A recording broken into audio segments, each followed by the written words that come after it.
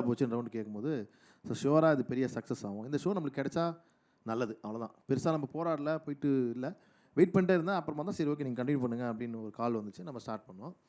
அப்போ தான் வந்து ஆங்கர் வந்து கார்த்தி பண்ண ஷோ, சிவகார்த்திகேயன் பண்ண ஷோ. ஸோ அதுக்கு முன்னாடி அவர் ஒரு கண்டஸ்டண்ட்டாக இருந்து வேறு சில நிகழ்ச்சிகள் பண்ணாலும் ஒரு ஆங்கர் மெட்டீரியலாக வரணும் அப்படின்னு ஆங்கர் மெட்டீரியலாக கன்வெர்ட் ஆகுனது நம்ம இதுதான் அவருக்கு. ஸோ அதுக்கு முன்னாடி இருக்குது, பட் பெருசாக ரெஸ்பான்ஸ் ஆடியன்ஸ் மத்தியில் பயங்கரமாக கனெக்ட் ஆகி பயங்கர ஒரு என்டர்டெய்னராக அவர் கொண்டுட்டு போன ஷோ பார்த்தீங்கன்னா நம்ம அதிதி ஷோ தான். ஸோ அவருமே இந்த ஷோக்கு ரொம்ப ரொம்ப ரொம்ப முக்கியமான காரணம். ஏன்னா ஒரு ஆங்கர் அப்படியே த்ரூ அவுட் இருப்பாப்புல. ஸோ எல்லா செக்மெண்ட்டுமே கேரி பண்ணுற ஒரு ஷோ. குரூப் இருந்தாலும் சரி, சிரிச்சா போச்சு, அடுத்தது எந்த ரவுண்டு இருந்தாலுமே ஆங்கரோட ரோல் அதிகமாக இருக்கும்.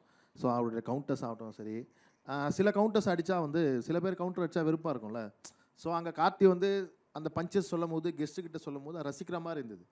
ஸோ பெருசாக இரிட்டேட்டிங் மாதிரி இல்லாமல் அது ரசிக்கிற மாதிரி இருந்தது. அது பெரிய ஹிட் ஆச்சு. ஸோ 159 எபிசோட்ஸ் பண்ணாங்க கரெக்டாக. ஆமாம், 159 எபிசோடு வந்து சிவகார்த்திகேயன் பண்ண எபிசோடு, 159 எபிசோடு. ஸோ அதுக்கப்புறம் தெரியும் உங்களுக்கு, படங்கள் எடுத்து கமிட் ஆனால் தான் எதிர்நீச்சல்னு ஒரு படம் ஹீரோவாக போகிறாங்க. ஸோ அப்போ தான் மாகாப்பாவுடைய, அது வரைக்கும் மாகாப்பா சூப்பர் சிங்கர் பண்ணிட்டுருக்காரு. ஸோ அவர் ரிவீல் ஆகிறாரு 159 எபிசோட்ஸ் வரைக்கும் பண்ணிட்டு சினிமாவுக்கு அடுத்து போகும்போது.